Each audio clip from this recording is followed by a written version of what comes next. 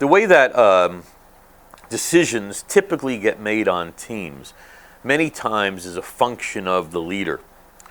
And many leaders who want an affiliative game will create what you would call in the vernacular a tyranny of consensus.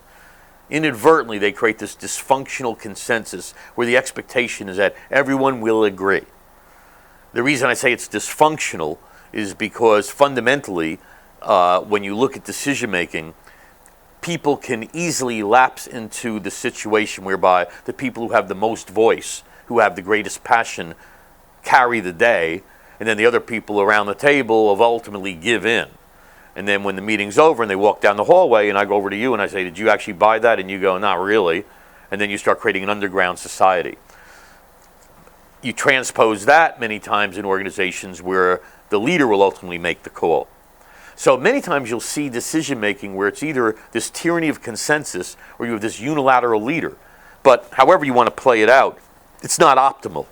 On a high-performing team, the way that decision making is done is really there's three ways. You have unilateral decision making, which is where I make the call. You have consensus decision making, which on a high-performing team is functional versus dysfunctional, meaning you can live with the outcome. You don't necessarily agree, that might not have been what you do, but you can live with that. Trying to run a business on agreement is insane. I mean, we couldn't agree on, lunch today.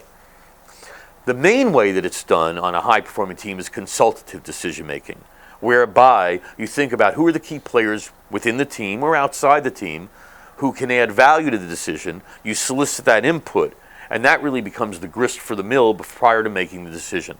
So in a high-performing team, what becomes very, very clear is how do we make the call? Is it a unilateral call? Is it a consultative call? Is it a consensus call? And it's something that is transparent. Versus on a non-high-performing team, the way it happens is organic, but there is not a clear, transparent articulation of what the rules are.